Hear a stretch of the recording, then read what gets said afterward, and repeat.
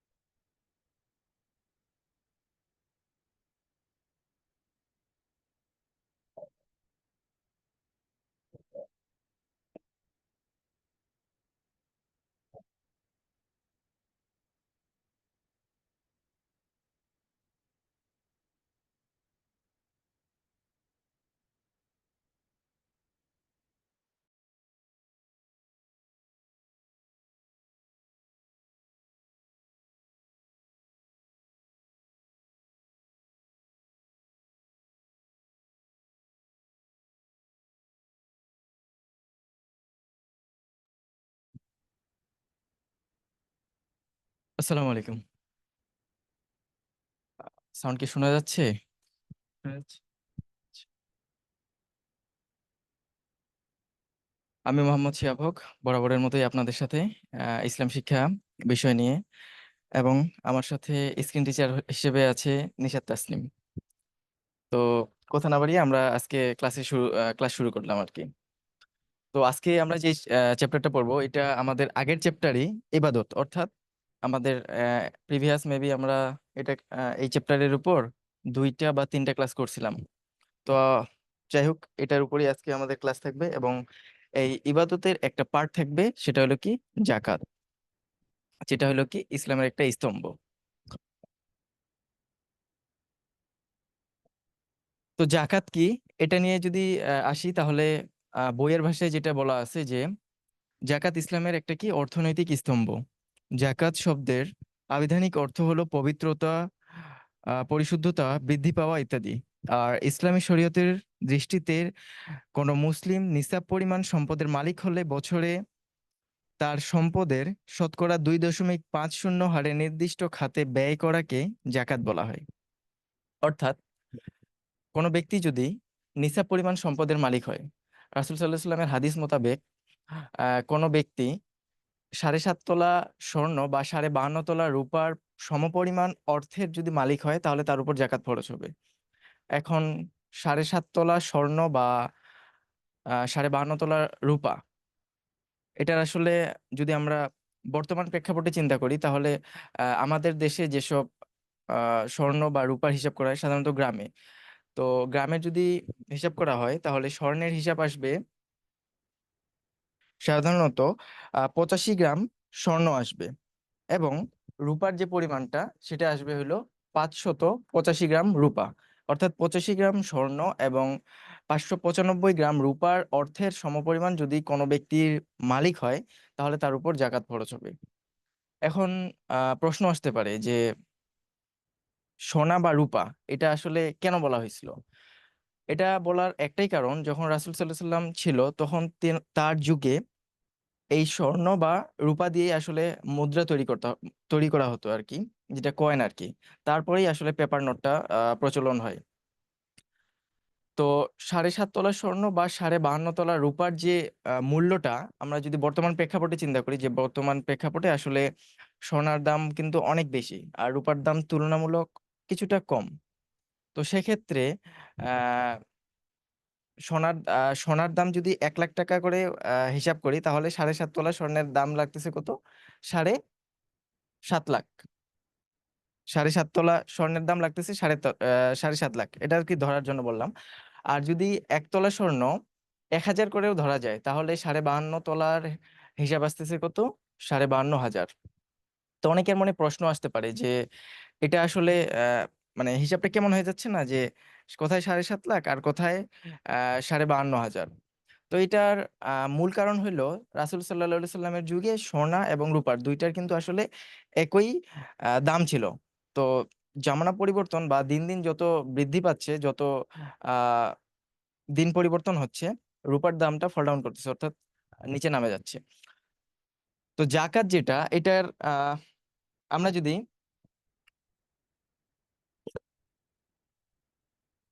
জাকাতের যে শর্তগুলো আছে এগুলার দিকে যদি তাকাই, তাহলে আমাদেরকে কয়েকটা শর্ত আমাদের চোখে পড়বে আর কি, যেটা হলো জাকাত ফরজ হওয়ার শর্ত বলা হয় আর কি। তো জাকাত ফরজ হওয়ার যে শর্তগুলা,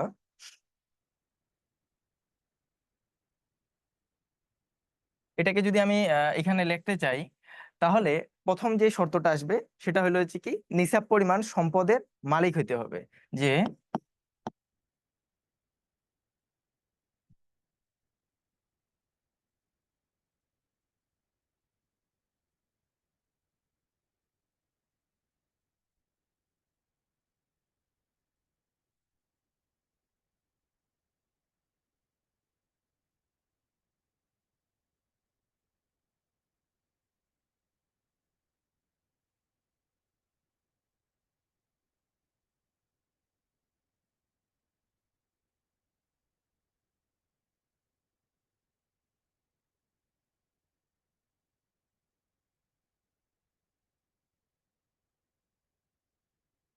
এটা হলো প্রথম শর্ত, কি, যে নিসাব পরিমাণ সম্পদের মালিক হতে হবে। এখন নিসাব পরিমাণ সম্পদ কোনটা? কারো যদি 1,000 টাকা হয়, তাহলে 1,000 টাকার মধ্যে কি সে জাকাত দিবে? না, 1,000 টাকার মধ্যে কারো আসলে জাকাত দেওয়ার প্রয়োজন নেই। এখন নিসাব পরিমাণ সম্পদ কোনটা? ওই যে যেটা বলা হয়েছিল, যে 7.5 তোলা স্বর্ণ বা 52.5 তোলা রূপা। বর্তমান প্রেক্ষাপটে অনেকে ধারণা করে যে 10 লক্ষ টাকা সমপরিমাণ আর কি। তো এই যে সোনা এবং রূপা, এই মতামতের ভিত্তিতে আসলে অনেক মত পার্থক্য রয়েছে। তবে অনেক ওলামায়ে কেরামগণ বলেছে যে তোমরা বা আপনারা রূপার হিসেবেই জাকাত প্রদান করেন। কেন?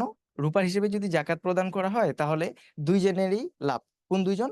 জাকাত দাতা এবং জাকাত গ্রহীতা, অর্থাৎ যে দিবে সেও লাভবান হবে, যে নিবে সেও লাভবান হবে। কিভাবে লাভবান হবে? এখন আহ রূপার যে পরিমাণটা, এটা তো অতি অল্প পরিমাণ, যে অল্প পরিমাণ যদি কারো কাছে টাকা থাকে, তাহলে এই টাকাতেই তার উপর জাকাত খরচ হয়ে যাবে। এখন তার উপর যদি জাকাত ফরজ হয়ে যায় অল্প পরিমাণ টাকাতে, তাহলে কি অল্প টাকা সে তাকে দিতে হবে অন্যজনকে। এখন অল্প টাকা কি সবারই হয়ে যাবে, তাহলে কি অনেকজন জাকাত দিবে, তাহলে অনেকজন কি জাকাতটা নিতে পারবে। সেক্ষেত্রে অনেকজনের একটা কি কর্মসংস্থানের ব্যবস্থা হয়ে যাবে। এটা হলো কি জাকাত গ্রহীতার লাভ। এখন জাকাত দাতার লাভ কি? জাকাত দাতার লাভ হলো কি, পরকালে সে এই যে একটা যে গরিবের যে হক ছিল সে হক আদায় করছে, সে পুরস্কার পাবে। এই জন্য বলা হয়েছে যে আপনারা রূপের উপর ভিত্তি করে বা রূপার উপর ভিত্তি করে জাকাত প্রদান করুন, তাহলে দুইজনকারই লাভ। তারপরে যে 2 নাম্বার যে সত্যটা, সেটা হইলো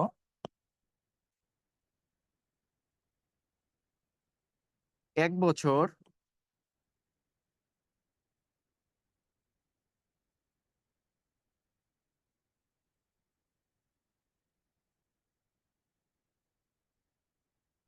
পূর্ণ থাকতে হবে। অর্থাৎ আমার কাছে কিছু টাকা আসলো, মনে করেন আমার কাছে 10 লাখ টাকা আসলো। এখন 10 লাখ টাকা আসলো, আসা মাত্রই কি আমি জাকাত প্রদান করব? না, আসা মাত্রই আমাকে জাকাত প্রদান করতে হবে না।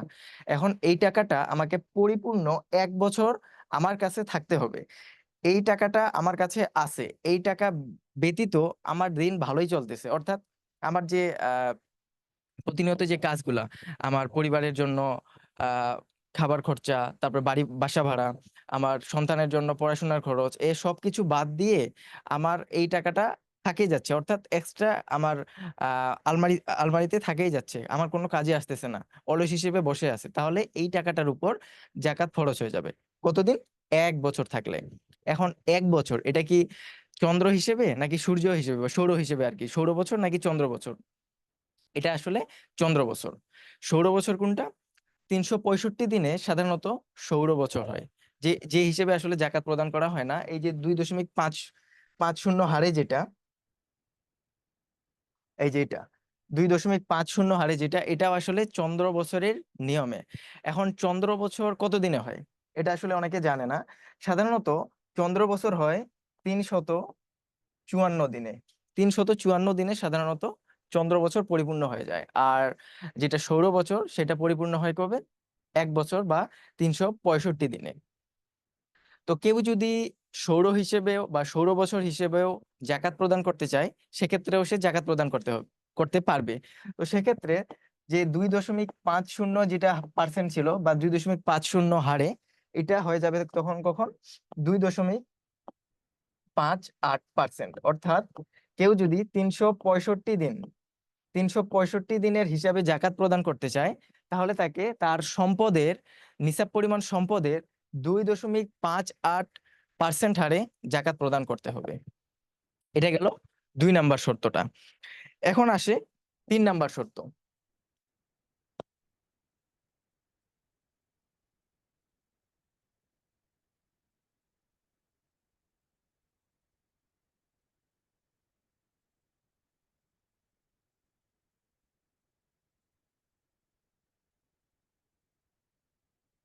পূর্ণ মালিকানাধীন থাকতে হবে। অর্থাৎ আমি ব্যবসা করতেছি, বা আমার হলো জয়েন্ট ফ্যামিলি। এখন জয়েন্ট ফ্যামিলিতে আমি আছি, আমার ভাই আছে, আমার বড় ভাই আছে, আমার ছোট ভাই আছে, আমার মেঝো ভাই আছে। এই সবগুলা টাকা, সবার জনের টাকা আমার নিকট গচ্ছিত আছে। এখন এই গচ্ছিত টাকা আহ 1 বছর পরিপূর্ণ থাকলো, সেই সম্পদের উপর আসলে আমার একার জাকাত ফরজ হবে না, বরং সবার জাকাত ফরজ হবে। অথবা অন্যভাবে বলা যায়, আমি কোনো একটা ব্যবসা করতেছি, তো সেই ব্যবসার টাকা আমার নিকট আছে, এখন আমার সাথে পার্টনারশিপ হিসেবে আছে আরেকজন। এখন এই টাকার মধ্যে তো আসলে তারও ভাগ আছে। এখন এই টাকাটা যদি আমার নিকট অলসভাবে থেকে যায়, বা সবকিছু খরচা বাদ দিয়ে এই টাকাটা আমার নিকট পড়ে আছে, তাহলে আমার নিকট শুধু জাকাত খরচ হবে না, বরং তার নিকটও জাকাত খরচ হবে, যদি সেটা নিসাব পরিমাণ হয়ে যায়। আর যদি নিসাব পরিমাণ না হয় তাহলে তো কোনো সমস্যাই নেই। অর্থাৎ কোনো টাকার মধ্যে যদি কোনো অংশীদার থাকে, তাহলে সেই টাকার উপর কোনো জাকাত খরচ হবে না। জাকাত খরচ হওয়ার শর্ত হইল কি? যে পরিপূর্ণ, নিজেই পরিপূর্ণ মালিক হইতে হবে, তাহলেই জাকাত ফরজ হয়ে যাবে। তারপরে হইলো যে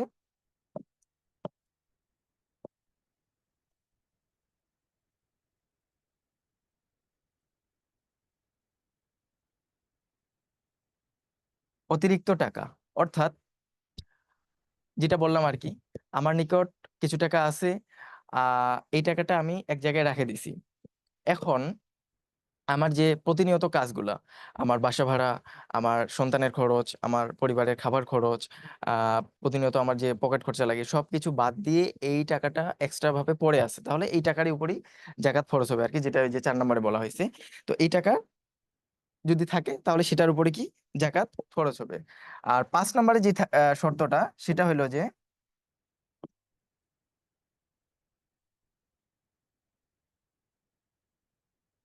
ঋণ না থাকা। অর্থাৎ কারো যদি ঋণ থাকে, তাহলে সে জাকাত তার আসলে না দিলেও চলবে। তো আসলে এই যে ঋণটা আসলে সাধারণত 3 ভাবে হিসাব করা হয়। কয়ভাবে? 3 ভাবে। প্রথম যে ভাগটা, সেটা হইলো আহ আমি কিছু টাকা নিছি কারো কাছ থেকে, এই টাকাটা আমি একবারই দিয়ে দিব। অর্থাৎ আমি আমাদের নীরব ভাইয়ের কাছে মনে করেন যে 5 লাখ টাকা নিছি, এখন আমাকে 2 মাস পরে এই টাকাটা আমাকে একবারই দিয়ে দিতে হবে। তো আমি যদি এই টাকাটা দিয়ে দিতে চাই, তাহলে আমার যে এর আগে কিছু টাকা ছিল আমার, এই টাকা থেকে বাদ দেওয়ার পরেও যদি আমার নিসাব পরিমাণ সম্পদ থাকে, তাহলে আমাকে জাকাত দিতে হবে। না হলে, যদি পরিপূর্ণ না হয়, তাহলে জাকাত দেওয়ার দরকার নাই। অর্থাৎ মনে করেন আমার কাছে আহ হিসাবের সুবিধার জন্য ধরে নিলাম যে কারো কাছে যদি 10 লক্ষ টাকা থাকে, তাহলে তার জাকাত খরচ হয়ে যায়। এখন আমার ঋণ আছে হইলো 5 লক্ষ টাকা, আমার নিকট গচ্ছিত আছে 10 লাখ টাকা। এখন এই 10 লাখ টাকা থেকে আমি 5 লাখ টাকা আমার ঋণ শোধ করব, অর্থাৎ 5 লক্ষ টাকা আমি আরেকজনকে দিয়ে দিলাম। তাহলে আমার কাছে থাকলো কত? আর 5 লক্ষ টাকা। নিসাব পরিমাণ তো হইলো না, তাহলে এই টাকার উপর জাকাত খরচ হবে না। এখন আমার কাছে যদি 20 লক্ষ টাকা থাকে, আমার ঋণ আছে 5 লক্ষ, ঋণ শোধ করার পরেও আমার কাছে থাকলো হইলো 15 লক্ষ আর কি। 15 লক্ষ টাকা যে থাকলো, এই টাকার উপর জাকাত খরচ হয়ে যাবে। এটা গেল 1 নাম্বার। আর যে 2 নাম্বারটা, সেটা হলো যে ইনস্টলমেন্টে, অর্থাৎ এমন হয়েছে যে কোনো ব্যাংক থেকে আমি লোন নিছি, সেটা হলো যে আহ, মাসে মাসে, অর্থাৎ প্রতি মাসে টাকাটা দিতে হয় আমাকে। যে আমি হলো মনে করেন যে 10 কোটি টাকা নিছি, সেখান থেকে আমাকে প্রতি মাসে কিছু টাকা দিতে হয়, মনে করেন যে প্রতি মাসে 50,000 টাকা দিতে হয়। তো এই টাকাটা যখন এইরকম যখন ঋণ থাকবে, তখন 12 মাসের ঋণ হিসাব করার পরে, বা 12 মাসে আমার যেই টাকাটা আসবে কিস্তি দেওয়ার পর, মানে কিস্তি দেওয়ার জন্য, এই টাকাটা বাদ রেখে যদি আমার তবুও নিসাব পরিমাণ সম্পদ থাকে, তাহলে সেই টাকার উপর জাকাত খরচ হয়ে যাবে। অর্থাৎ আমার কাছে মনে করেন যে 20 লক্ষ টাকাই আছে, আমি যদি 50,000 টাকা করে প্রতি মাসে কিস্তি দেই, তাহলে বছর শেষে আমার আসলো কত? 6 লক্ষ টাকা। 6 লক্ষ টাকা আসলো। তাহলে 20 লক্ষ থেকে আমি যদি 6 লক্ষ টাকা বাদ দেই, তাহলে থাকলো কত? 14 লক্ষ। 10 লক্ষ টাকায় জাকাত খরচ আছে কত? 14 লক্ষ। অতএব আমাকে জাকাত দিতে হবে। তবে এটা আবার এমন ভাবে হবে না যে আমি মনে করেন যে 10 কোটি টাকা ঋণ নিছি, ঋণ নেওয়ার পরে আমার কাছে সম্পদ আছে 20 লক্ষ টাকার। এখন 10 কোটি টাকা, 10 কোটি টাকায় আমি বাদ দিলাম, তাহলে তো আমার কাছে কিছুই থাকলো না, তাহলে তো উল্টা আমাকে জাকাত নিতে হবে। এরকমটা করলে আসলে হবে না। ইনস্টলমেন্টের হিসাবটা হলো প্রতি মাসে যত টাকা আমি দিব, 12 মাসের হিসাব করে ওই টাকাটা বাদ দেওয়ার পর, নিসাব পরিমাণ সম্পদ থেকে বাদ দেওয়ার পর যদি আমার নিসাব পরিমাণ সম্পদ থাকে, তাহলে জাকাত দিতে হবে, নতুবা জাকাত দেওয়ার কোনো দরকার নাই। তারপরে 3 নাম্বার আসে। 3 নাম্বার কোনটা? 3 নাম্বার হইলো, মনে করেন আমার একটা অনেক বড় বাসা আছে। এখন এই বাসাতে আমি চাচ্ছি যে বাসাটার সৌন্দর্য আমি আরো বাড়াবো। এই জন্য আমাকে কি করতে হবে? এজন্য অনেক কিছু আসবাবপত্র কিনতে লাগবে, অনেক ফার্নিচার কিনতে লাগবে, তারপরে গাড়ি কিনা লাগবে, তারপরে বিলাসিতার জন্য আরো যেসব ভোগপণ্য আছে সেগুলো কিনা লাগবে। এখন এইসব পণ্য কেনার জন্য আমি ঋণ করলাম, তাহলে এটা আসলে ঋণের খাতায় পড়বে না। আমি বিলাসিতার জন্য যদি কোনো ঋণ করি, তাহলে এটা ঋণের খাতায় পড়বে না, বরং এগুলা বাদ দিয়েও যদি আমার নিসাব পরিমাণ সম্পদ থাকে, তাহলে আমাকে দিতে হবে। তো আশা করি এই ঋণের হিসাবটা আপনারা বুঝছেন আর কি।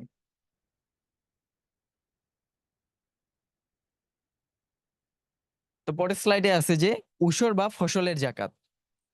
এতক্ষণ তো আমরা টাকার হিসেবে জানলাম যে আসলে কত টাকা হইলে জাকাত দিতে হয়, কত টাকা হইলে জাকাত দিতে হয় না, এটা এতক্ষণ জানলাম। তো ফসল যে হয়, এই ফসলের উপরেও কিন্তু জাকাত প্রদান করতে হবে। তো সোনা, রূপা, নগদ টাকা এবং ব্যবসায়িক সম্পদের যেমন জাকাত প্রদান করতে হয়, তেমনি জমিনের উৎপাদিত কৃষি সম্পদের জাকাত প্রদান করতে হয়।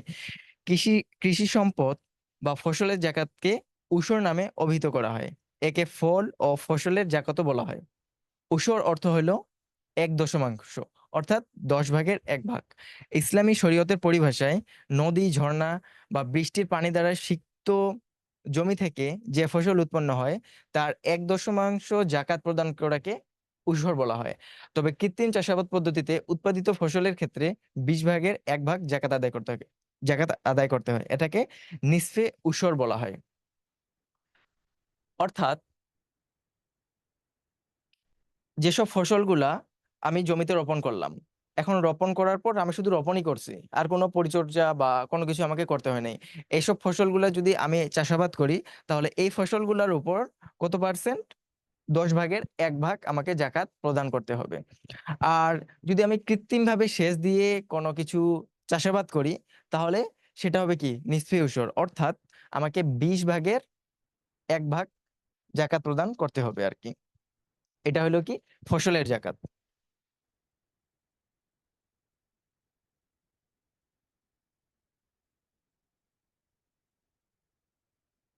তো তারপরে আসে যে কোন কোন ফসলের উপর ঔষধ ধার্য করা হবে, এটা তো ওই যে ওই স্লাইডে বলা হলো। তারপর হলো যে উৎপাদিত ফসলের জাকাত দিতে হবে, যেভাবে দিতে হবে আর কি। তো এটা নিয়ে অনেক মতপার্থক্য রয়েছে। তবে রাসূল সাল্লাল্লাহু আলাইহি সাল্লামের এক হাদিস থেকে জানা যায় যে রাসূল সাল্লাল্লাহু আলাইহি সাল্লাম বলেছে, যদি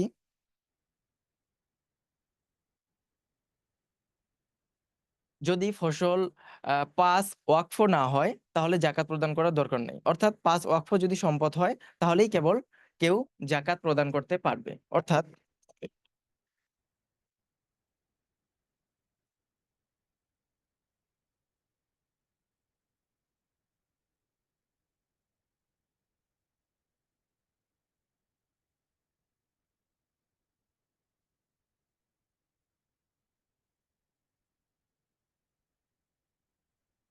অর্থাৎ 5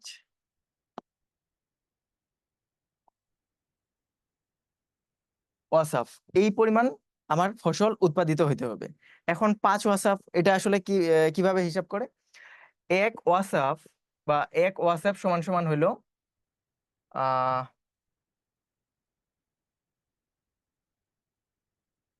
6 সা।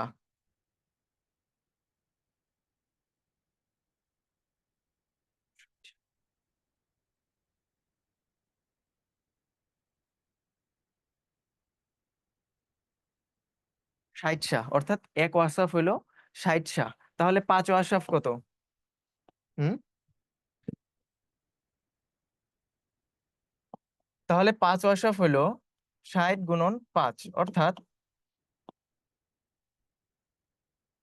300 সা।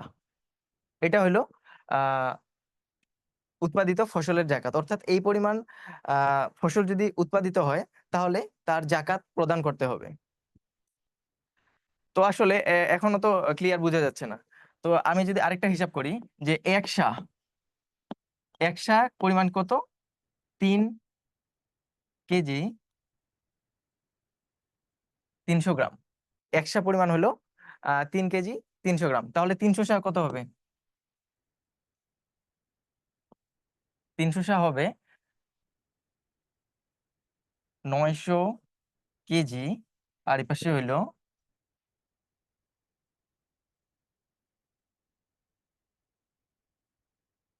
90,000 গ্রাম। বা এটাকে যদি আমি কেজিতে রূপান্তর করতে চাই, তাহলে এখানে কত আসবে? 90 কেজি। 900 + 90 কেজি, অর্থাৎ 990 কেজি যদি আমার ফসল উৎপাদিত হয়, তাহলে সেই ফসলের উপর আমার জাকাত খরচ হবে। এখন এটাকে যদি আমি মনে কনভার্ট করি, আমাদের দেশের যেহেতু সব ফসলগুলাই মনে রূপান্তর করা হয়, তাহলে কি হবে? এটাকে যদি আমি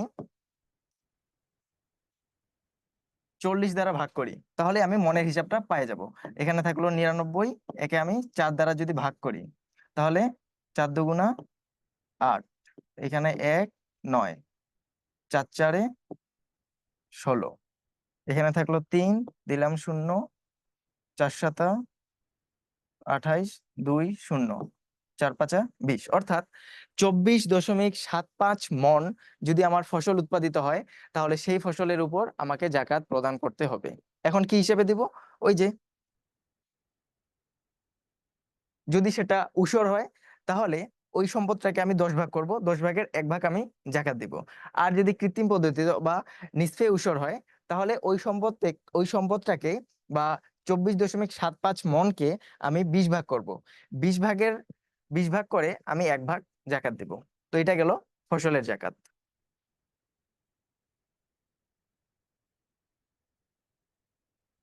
তারপরে আসে যে গবাদি পশুর জাকাত। অর্থাৎ আমরা যেসব পশুপালন করি, এই পশুগুলার উপরেও জাকাত দিতে হবে। এখন এই পশুগুলোর উপর কিভাবে আমরা জাকাত দিব? তার জন্য কিছু শর্ত আছে। কি কি শর্ত?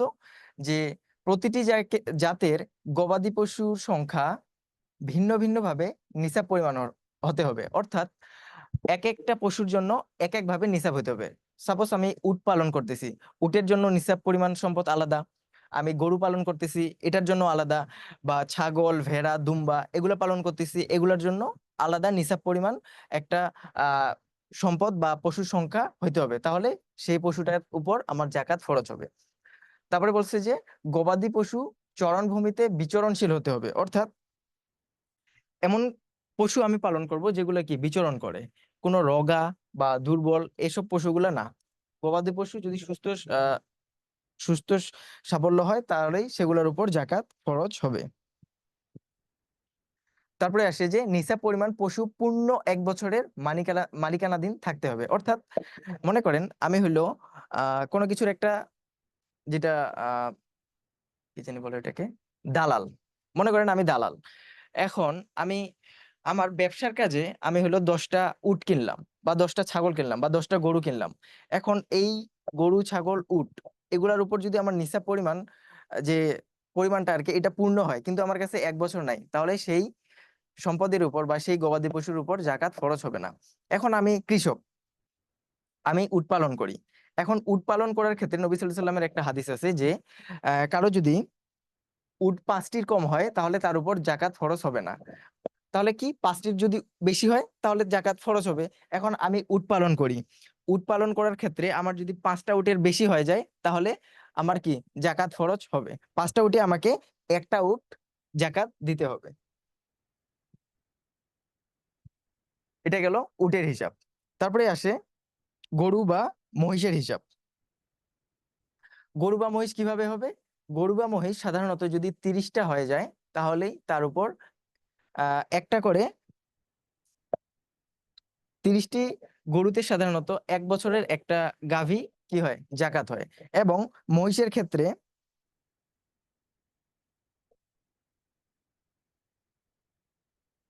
এবং 40টিতে তাহলে 2 বছরের একটা গরু জাকাত দিতে হয়।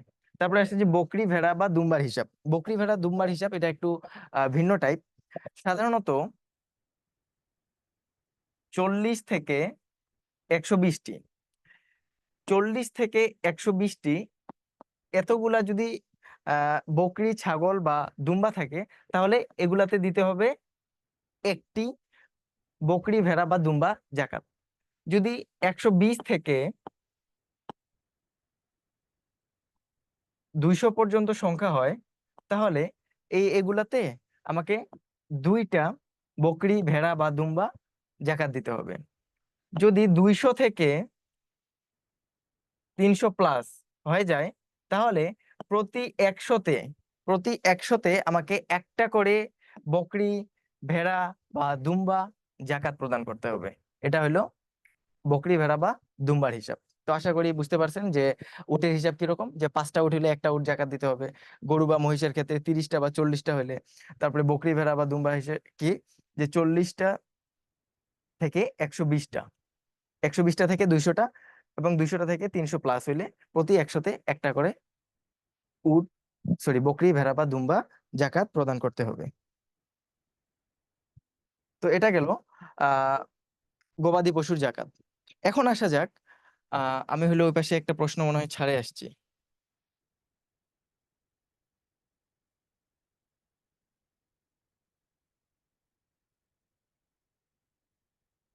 এই যে জাকাতের অর্থ কেন পবিত্রতা, জাকাত আসলে কেন পবিত্রতা বলা হয়? তো আল্লাহ তাআলা সূরা আন-নূরের মধ্যে বলেছে যে ওয়া আকিমুস সালাতা ওয়া আতুজ যাকাতা, অর্থাৎ তোমরা সালাত আদায় করো এবং কি জাকাত প্রদান করো। তাহলে আমাদেরকে কি অবশ্যই অবশ্যই জাকাত প্রদান করতে হবে, এবং এটা যেহেতু আমাদের ইসলামের একটা স্তম্ভ তাহলে অবশ্যই আমাদের এটা আমাদের উপর ফরজ, অর্থাৎ আমাদের সবার উপর না, যাদের উপর আমাদের নিসাব পরিমাণ সম্পদ আছে। এখন আহ অনেকের মনে প্রশ্ন আসতে পারে যে এত কষ্ট করে আমি টাকা ইনকাম করছি, আমি কেন জাকাত দিব? যেমনটা কারুন বলছিল যে মুসা আলাইহিস সালামের চাচাতো ভাই ছিল কি, কারুন, তার কি সম্পদের পরিমাণ অনেক ছিল। তো মুসা আলাইহিস সালাম তাকে বলেছিল যে তুমি জাকাত দাও। তখন কারণ বলেছিল যে এই সম্পদ আমি আমার কষ্ট করে অর্জিত করছি, তোমার আল্লাহ আমাকে আসে দেয় নাই, অতএব আমি এসব সম্পদে জাকাত দেবো না। তো মুসা আলাইহিস সালাম তাকে বারবার দাওয়াত দিয়েছে, তো বারবার সে অস্বীকার করছিল। তখন আল্লাহ তাআলা মুসা আলাইহিস সালামকে বলল যে তুমি এখান থেকে সরে যাও, তার উপর আযাব আসবে। অর্থাৎ জাকাত যদি কেউ অস্বীকার করে তার উপর আযাব আসবে, গজব আসবে। এটা কি কোরআনের আয়াত। তো যখন কারুন জাকাত দিতে অস্বীকার করলো, তখন তার যে সম্পদ ছিল সেই সম্পদ সহ কারণ কি মাটির নিচে দেবে গেল।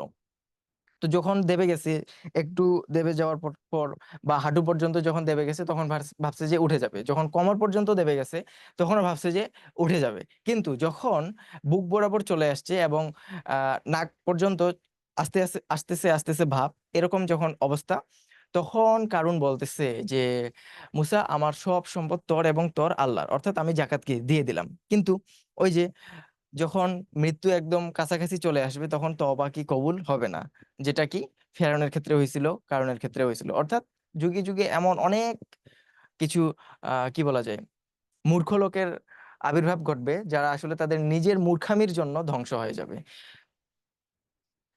তো যাই হোক, তো জাকাত হইলো নিসাব পরিমাণ সম্পদ যাদের থাকবে তাদের উপর কি ফরজ। এখন জাকাত যদি আমি দেই, তাহলে আমার যে সম্পদের যে আমার যে সম্পদের উপর মানুষের যে একটা হক ছিল, সেই হকটা কি আদায় হয়ে গেল। এবং জাকাত দেওয়ার মাধ্যমে আমি আমাকে আল্লাহ তাআলার যে হুকুম ছিল সেই হুকুমটা পালন করলাম, এবং আমি গরিবের হকটা মুক্ত করে দিলাম। আমি যখন গরিবের হক আদায় করব, তখন আমার মনে গরিবদের জন্য একটা স্নেহ ভালোবাসা বা তাদের জন্য একটা সফট কর্নার আমার মনে তৈরি হয়ে যাবে, বা তাদের যে দুঃখ দুর্দশা এগুলো কি আমি অনুভব করতে পারবো। এজন্য জাকাতকে পবিত্রতা বলা হয়, অর্থাৎ সম্পদ কি পবিত্র হয়ে যায়। যেমনটা এই যে বলা হয়েছে যে আহ জাকাতের অর্থ হলো কি পবিত্রতা, পরিশুদ্ধতা। এখন কেন পরিশুদ্ধতা? কারণ এই যে হক আছে, এখন আমি যদি মানুষের হক আমার সম্পদের মধ্যে ঢুকায় রাখি, তাহলে তো সেই সম্পদটা পবিত্র হইলো না। কেন পবিত্র হইলো না? কারণ মানুষের সম্পদ আছে, মানুষের হক আছে, আর মানুষ যেটা হক পাবে সেই হক আমাকে আদায় করতেই হবে। এই হক যদি আমি আদায় না করি, তাহলে আল্লাহ তাআলা আমাকে মাফ করবে না। কেন? কারণ ইবাদত, আমরা যখন এই চ্যাপ্টারটা শুরু করছিলাম তখনই তো বলা হয়েছিল যে ইবাদত হলো প্রধানত কয় প্রকার, দুই প্রকার। একটা হলো কি হাক্কুল্লাহ ইবাদত বা আল্লাহর হক, এবং হাক্কুল ইবাদত অর্থাৎ বান্দার হক। আমাকে বান্দার হক যদি আমি মেরে খাই, তাহলে তো সেটা ইবাদত হিসেবে গণ্য হইলো না। তো যাই হোক, এই বিষয়টা আমাদেরকে খেয়াল রাখতে হবে। তারপরে আসে যে বইয়ে অবশ্যই এটা নাই, তো আমি সংক্ষিপ্ত আকারে বলে নিচ্ছি যে আসলে জাকাত কাদের কাদের দেওয়া যাবে। আমরা চাইলে তো সবাইকে জাকাত দিতে পারি না, যে আমার টাকা হয়েছে অনেক, আমি জাকাত দিব। এখন কাকে জাকাত দিব? আমার পাশের বাসা, সেও হইলো কোটি কোটি টাকার মালিক, তাকে কি জাকাত দেওয়া যাবে? অবশ্যই না। তো জাকাত দেওয়ার জন্য 8টা খাত রয়েছে। তো কুরআন হাদিস মোতাবেক 8টা খাতে জাকাত সাধারণত ব্যয় করা যায়। কি কি খাত? যে আমি চাইলে ফকিরকে জাকাত দিতে পারবো। অর্থাৎ আহ কারো হইলো খাওয়ার মতো বা কারো থাকার মতো কোনো জায়গা নেই, সে ভিক্ষা করে খায়, তাকে আমি চাইলেই জাকাত দিতে পারবো। আমি হইলো আহ এগুলো লিখিয়ে দিই। এক নম্বরে হইলো কি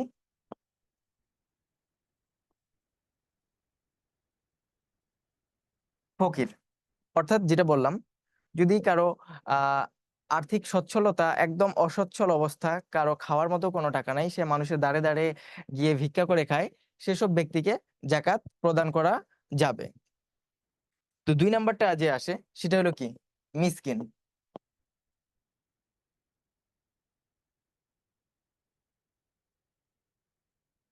মিসকিন বলতে সাধারণত ফকিরকে বোঝানো হয় না। মিসকিন বলতে ওইসব লোককে বোঝানো হয় যারা আসলে আর্থিকভাবে অসচ্ছল, কিন্তু তারা কাউকে বলতে পারতেছে না, তারা নিশ্চুপ হয়ে যাচ্ছে, কারো দ্বারে গিয়ে চাইতেও পারতেছে না। এরূপ ব্যক্তিকে বলা হয় কি মিসকিন। আহ এরূপ ব্যক্তিকে চাইলেই কি জাকাত সাধারণত দেওয়া যাবে। তারপরে 3 নাম্বার হইলো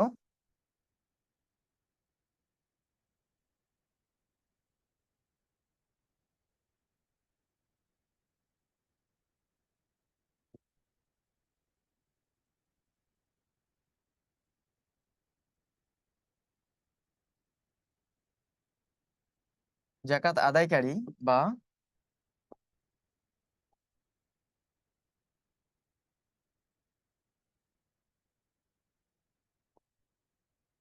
হেফাজতকারী। তো একদা আমি একটা সংক্ষিপ্ত হাদিস বলে নেই। তো দুই সাহাবী জাকাত প্রদান করতেছিল। তখন এক সাহাবী আরেক সাহাবীকে বলল যে তুমি এখান থেকে কিছু টাকা নাও। তো তখন সেই সাহাবী বলল যে না, আমি এখান থেকে কোনো টাকা নিব না। আহ আমি এটা আল্লাহর রাস্তায় বা আল্লাহর ওয়াস্তে এই কাজটা করলাম।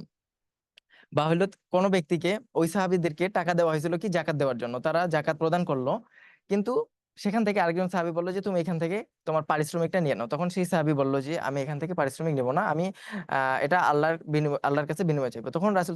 তখন তিনি বললেন যে রাসূল সাল্লাল্লাহু আলাইহি ওয়াসাল্লামের সাথে আমি একবার জাকাত প্রদান করতেছিলাম, তখন তিনি আমাকে জাকাতের টাকা নিতে বলেছিল। তো আমিও তখন অস্বীকার করেছিলাম। তখন তিনি আমাকে বলেছিল যে তুমি এই টাকাটা নাও, তুমি এই টাকাটা চাইলে নিজে খরচা করতে পারো বা তুমি দান করে দিতে পারো।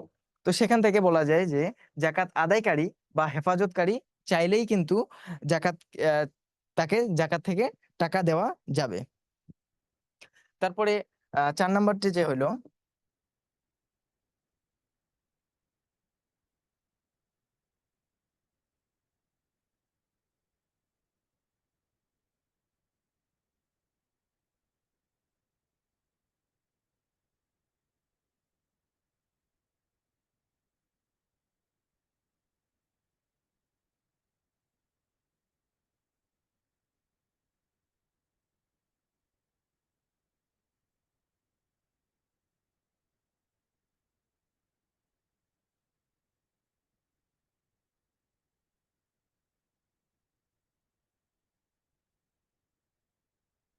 ইসলামের প্রতি আকৃষ্ট করার জন্য অমুসলিমকে জাকাত প্রদান।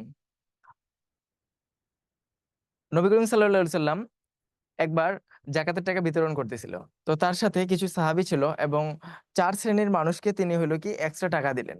তখন কুরাইশ বংশ এবং আহ আনসাররা যে ছিল, তারা আসলে রাসূল সাল্লাল্লাহু আলাইহি ওয়াসাল্লামকে বলল যে আপনি আমাদেরকে জাকাত দিলেন না, তাদেরকে কেন জাকাত দিলেন, কেন জাকাতের টাকা দিলেন? তখন রাসূল সাল্লাল্লাহু আলাইহি ওয়াসাল্লাম বলেছিল যে তারা হলো কি অমুসলিম, আমি তো তাদেরকে ইসলামের প্রতি আকৃষ্ট করার জন্যই কেবল এই জাকাতের টাকাটা দিলাম। অর্থাৎ আমাদের যে ইসলামের সৌন্দর্য, এই সৌন্দর্যটা বোঝানোর জন্য, এই ইসলামের দিকে কাউকে আকৃষ্ট করার জন্য আমি চাইলে অমুসলিমকে জাকাতের টাকা দিতে পারি, যদিও সে ধনী হয়, সেক্ষেত্রেও কি তাকে দেওয়া যাবে, কোনো সমস্যা নেই।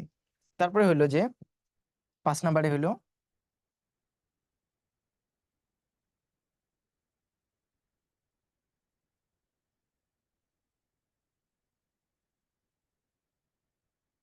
দাস মুক্তির জন্য।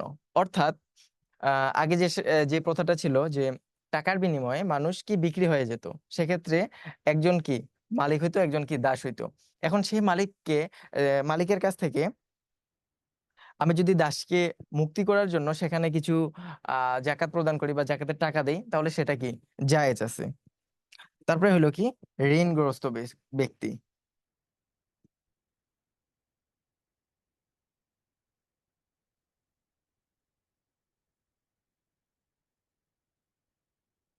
ঋণগ্রস্ত ব্যক্তি, তবে আমাকে ঋণগ্রস্ত ব্যক্তিকে জাকাত দেওয়ার ক্ষেত্রে আমাকে অবশ্যই কয়েকটা দিক খেয়াল রাখতে হবে। আমি ওই 3টা শর্ত যেটা বলছিলাম আর কি ঋণের ক্ষেত্রে, সেই 3টা তো থাকবেই। পাশাপাশি আমার কাউকে সন্দেহ মনে হচ্ছে যে এই লোকটা জাকাত নেওয়ার মতো না, সে আসলে তার আসলে ঋণ নাই, এমনটা যদি মনে হয় থাকে, তাহলে ঋণগ্রস্ত ব্যক্তির পক্ষে যদি তার প্রতিবেশী, 3জন প্রতিবেশী আসে আমার নিকট সাক্ষ্য দেয়, তাহলে সেই ঋণগ্রস্ত ব্যক্তিকে আমি চাইলেই কি জাকাত দিতে পারবো। তারপরে 7 নাম্বার হলো কি আল্লাহর রাস্তায়।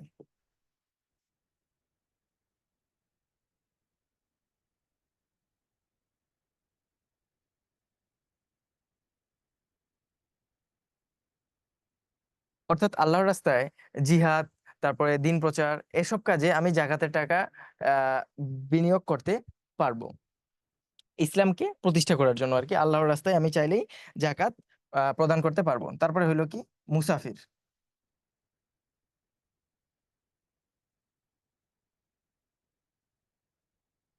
অর্থাৎ কি ভ্রমণকারী।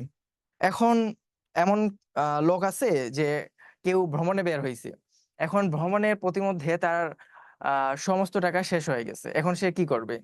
তো সে যদি চায় যেখানে জাকাত দেওয়া হয় সেখান থেকে বলে সে কিছু জাকাতের টাকা নিতে পারবে। এক্ষেত্রে মুসাফির ব্যক্তি যদি অনেক ধন সম্পদের মালিকও হয়, সেক্ষেত্রেও কি সে জাকাত নিতে পারবে, কোনো সমস্যা নেই। তাহলে বোঝা গেল যে এই আটটা, এগুলা হইলো জাকাতের খাত। এগুলো সাধারণত হইলো কি জাকাতের খাত। এই আটটা খাতে, এই আটটা খাত ব্যতীত অন্য কোনো খাতে জাকাতের টাকা বিনিয়োগ করা যাবে না।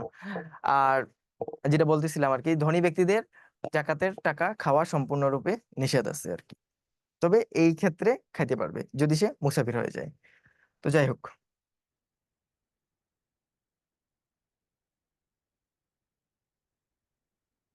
এবার আসো ব্যবসায়িক সম্পদে জাকাত দেওয়ার নিয়ম।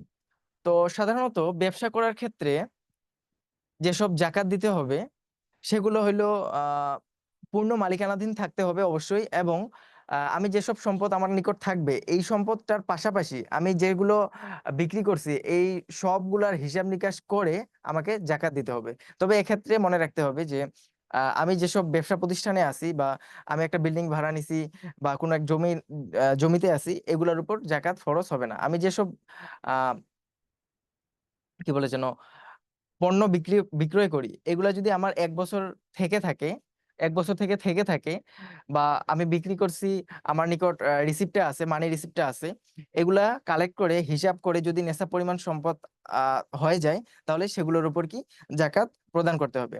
ও আরেকটা কথা, ফসলের যে জাকাতটা আছে, এক্ষেত্রে যদি কোনো ফসল থেকে কেউ মধু চাষ করে, মধু চাষ করলেও সেখান থেকে কি জাকাত দিতে হবে। অর্থাৎ কেউ ফুল চাষ করছে, এখন ফুল থেকে সে মধু উৎপন্ন করতেছে, এখানে কি সে ফসল থেকে মধু পাইলো না, অতএব মধু থেকেও কি জাকাত দিতে হবে। তো এটা গেল ব্যবসায়িক পণ্যের জাকাত। হ্যাঁ, আরেকটা স্লাইড ছিল।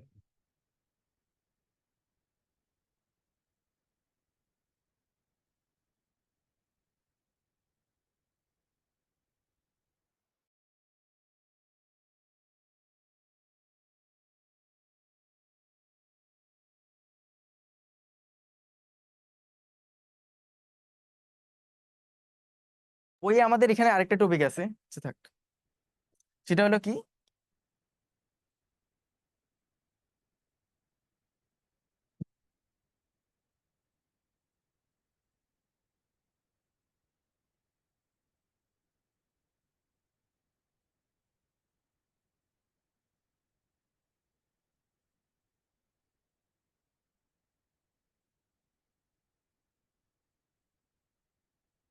দারিদ্র দূরীকরণে আহ জাকাতের ভূমিকা।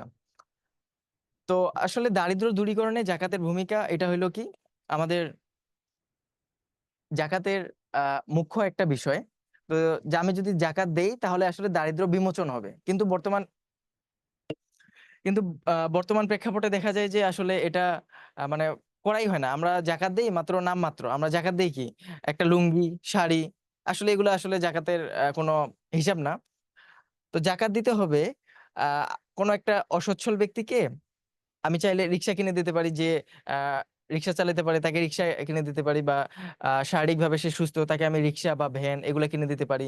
বা কোনো একটা মহিলাকে তার বাসায় হলো গরু পালন করতে দিতে পারি। বা কোনো এক মহিলা হলো সেলাই করতে পারে, তাকে আমি সেলাই মেশিন কিনে দিলাম। এগুলা হলো জাকাতের আসলে মুখ্য নিয়ম। কিন্তু তা না করে আমরা আমাদের বিশেষ করে বর্তমান বাংলাদেশে করি কি, জাকাতের কাপড় দেই। আসলে এগুলা কাপড়ও আসলে এমন নিম্নমানের, যেটা আসলে কি বলার মতো না। আমাদের আশেপাশে যেসব দোকান আছে, এই দোকানগুলোতে আমরা যদি যাই তাহলে দেখতে পাবো যে লেখা থাকে, বড় করে লেখা থাকে যে এখানে জাকাতের কাপড় পাওয়া যায়। তো সেগুলো যদি আমরা হাতে নিয়ে দেখি, আসলে সেগুলো মানে আমরা যেসব পরি, এগুলা কাপড় আমাদের মানে কি বলবো, কাপড়ের ধারের কাছেও নাই, মানে এত পরিমাণ নিম্নমানের। তো আসলে এই কাপড়, তো কাপড়, লুঙ্গি, পাঞ্জাবি এসব জাকাত দেওয়ার কোনো নিয়ম না। জাকাত দেওয়ার নিয়ম হলো যে আমি একজন ব্যক্তিকে জাকাত দিচ্ছি, সে যাতে কি সচ্ছল হয়ে যায়। আমি এইসব শাড়ি লুঙ্গি 50 জনকে না দিয়ে আমি 10 জনকে দেই, 10 জনকে তাদের কর্মসংস্থানের ব্যবস্থা করে দিই, কাউকে মুদির দোকান করে দিই, রিক্সা কিনে দেই, অটো কিনে দেই, কাউকে সেলাই মেশিন কিনে দেই, গবাদি পশু কিনে দেই। এগুলো যদি করে দেই তাহলে সে কি আর্থিকভাবে সচ্ছল হবে, পরবর্তীতে সেও কি জাকাত দেওয়ার জন্য উপযুক্ত হয়ে যাবে। আমাদের তোমাদের যে বইটা আছে এখানে একটা উদাহরণ দেওয়া আছে যে এই যে জাকাতযোগ্য সম্পদের পরিমাণ যদি 10 লাখ কোটি টাকা হয়, এটা থেকে যদি 2.5% হারেও জাকাত আদায় করা হয়, তাহলে মোট সম্পদের পরিমাণ হবে কত? 25,000 কোটি টাকা। এই 25,000 কোটি টাকা 25,000 25,000 কোটি টাকা 15 লাখ পরিবারকে 1.5 লাখ টাকার বেশি করে কর্মসংস্থানের কাজে বন্টন করা সম্ভব। অর্থাৎ 25,000 কোটি টাকা আমার কাছে উঠছে, সেখান থেকে আমি 1.5 লাখ টাকা করে 15 লাখ পরিবারকে দিলাম।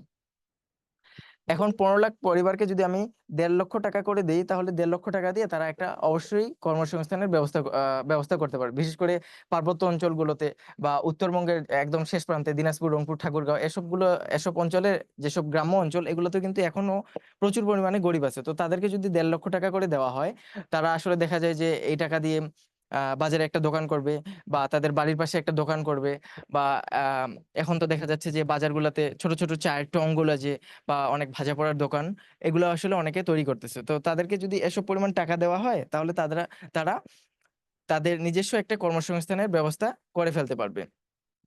তারপরে আরো বলা হয়েছে যে পরের বছর আর 1 লক্ষ টাকা করে 1.5 লক্ষ টাকা করে আমি দিলাম কত পরিবারকে? 15 লক্ষ পরিবারকে। এবং 1 লক্ষ টাকা করে আমি কত পরিবারকে দিলাম?